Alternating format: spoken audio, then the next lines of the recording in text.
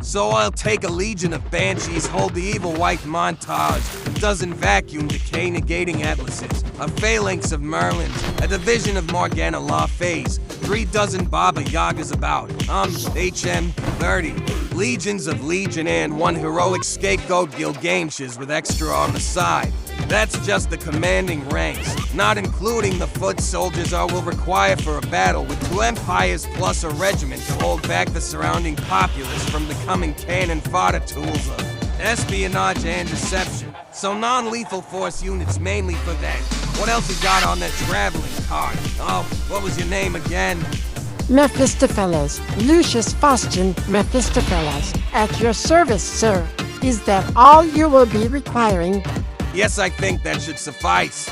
Are you sure? I mean, we are talking about the last battle of the gods, you know. It's not just a battle of the gods, it's a battle of the heavenly defenders of the earth. You know, your position you once held before the tales of mankind blew you into some monstrous depiction that was to be hunted like a dog across creation. All because you defied his will and stood up for what you saw as an injustice. Yes, I'm sure. Stop brown-nosing for a discount. Oh, by the way, that unseen hand and force that you claim led you into that incident in Eden. That same unseen hand has been spotted orchestrating this entire conflict, by the way. Well, why didn't you say so? For a limited time offer, you'll receive the merchant himself if your intel checks out to be valid. See you on the battlefield in one way or another. Be sure of that then. Many years has a mortal lived. What was the construction date of the Parthenon? When were the cosmos formed? Time begins at birth, at creation, but inevitably time for all things comes to an end. Except, of course, time itself. Bearer of the clock of eternity, rimmed by signs of the zodiac, the god of time, Kronos, counts every tick of the second hand, preventing interference with that essential forward momentum. If he knows who or when the eternal clock was wound, Kronos does not tell. But upon the first stroke, he came to be. Emptiness was the ocean then, and his only companion was Ananke, queen of fate. Together, their powers divided the vastness into heaven and earth and sea and sky. Thereafter, Kronos became an observer, the watchman of infinity. Patient to a fault, Kronos knows no urgency. He does not fear pain or war or death, for he is time itself and will outlast all. For this reason, his presence on the field of battle is alarming. The war between gods must portend a conclusion so dire as to threaten the very existence of time. Perhaps all the gods should begin counting the seconds of the eternal clock. There may be few of them remaining.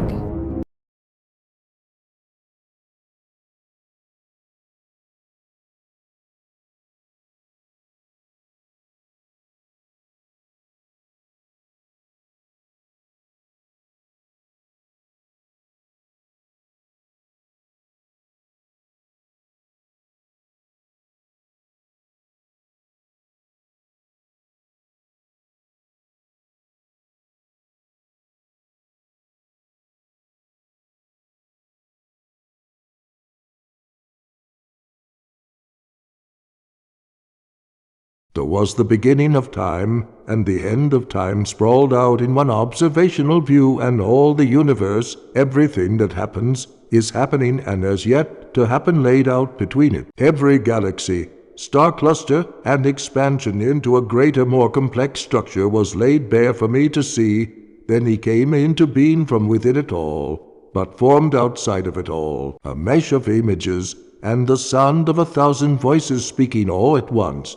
First it was a whisper, then it grew louder and louder, until it was like a jetliner flying over your head, and all these different images of people's lives merged into one line of sight, and there he was standing at the nexus of it all. He was all things and in all things. That is when he gained self-awareness of himself, and in that instant he knew who he was, what he was there for, and why. All the answers to every question he understood instantly. All this within a fraction of a second. Then he stepped out of the everything and outside of time and space, like the byproduct of the all but born forth by the necessity of everything that had to be. Our journey has been arduous. Tiamat's reign has divided us, but no longer. But Lady Bellona... Have some faith, Merlin. They're gods. What if we're not ready? Then we'll fall united. My liege, be on your guard. The child and the daggers are no match for our gods!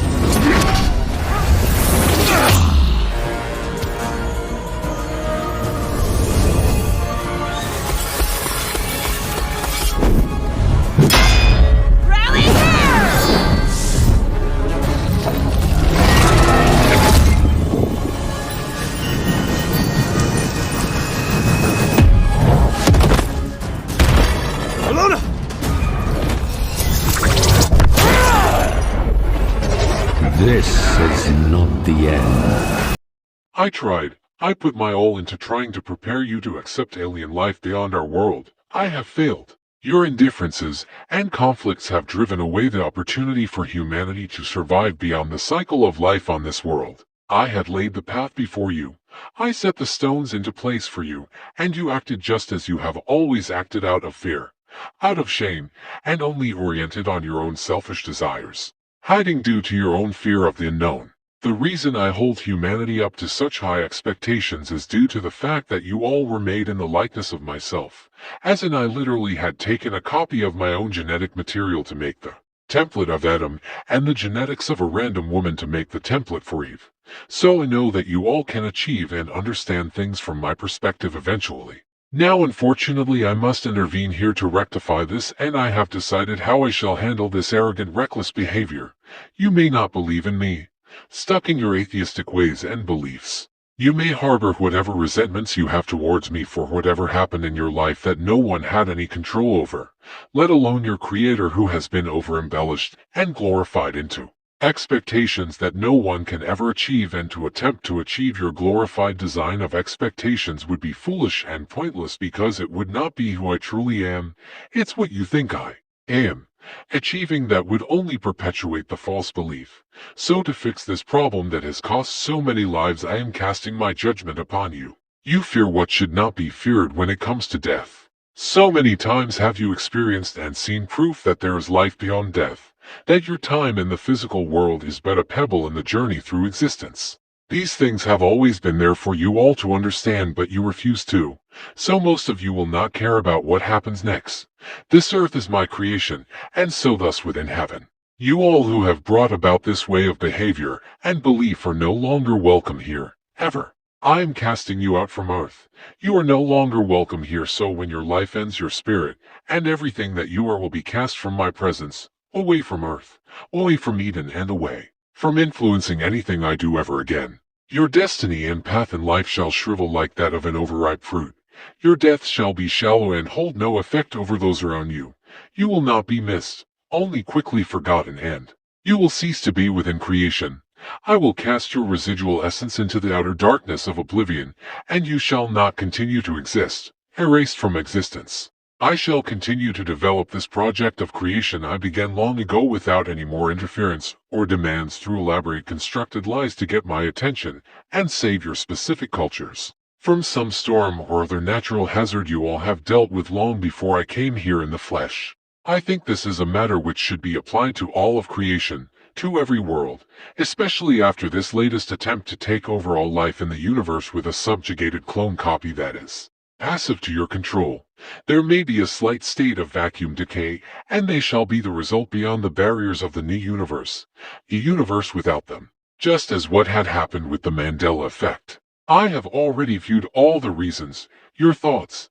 I have seen the process of decisions each of you had made that led you towards all this, for I am the creator of all things, so thus I am in all things, and know all that is, was, and could have been. Those who are true and faithful know they have nothing to fear. Those who are innocent know they have nothing to fear, and those who believe are holding to their understanding of faith that they will have nothing to fear, which they will not. Those who need to worry are those still here. The others have already been dealt with. Don't worry about who they were. Nobody remembers. Nobody even realizes what is about to happen to you because you have already been separated from the rest of existence. You have already done enough, so don't try brown-nosing anymore. Goodbye. I'm sorry it came to this, but I will do what I must do for the sake of what I have made here.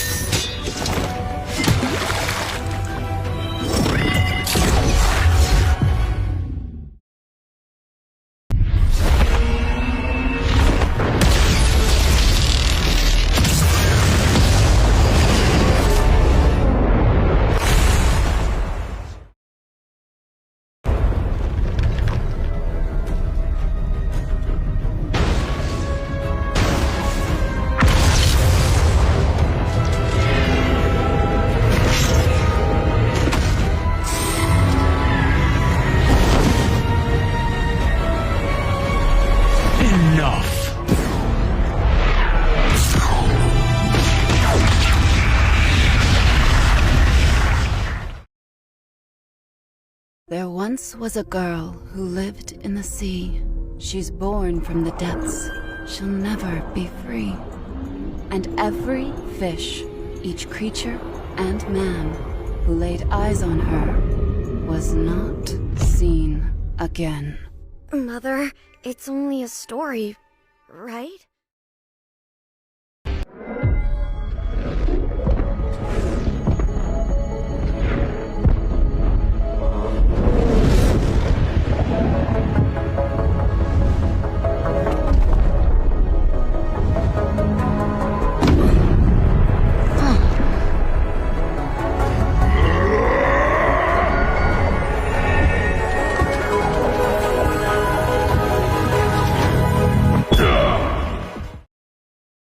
Takes the blast head-on, using his wings as a shield.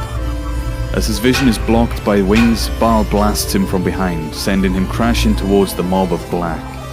Satan fires again, this time from all 7 heads. This blast was the most epic so far. With Michael and Gabriel both currently out of the battle, it's certain that this blast will connect. The holy mountain of God begins to quake at the coming destruction. The beam connects. Everything goes white and silent for what would be considered 10 seconds. Then the sounds of battle fade in, as well as vision slowly returns. To Satan's shock and horror, when the light and smoke clear, he now sees the one above all, now facing him, unharmed, unfazed, and very much unamused. Attack the inhabitants of evil, God says as the holy angelic army descends onto the battlefield like a giant swarm of light.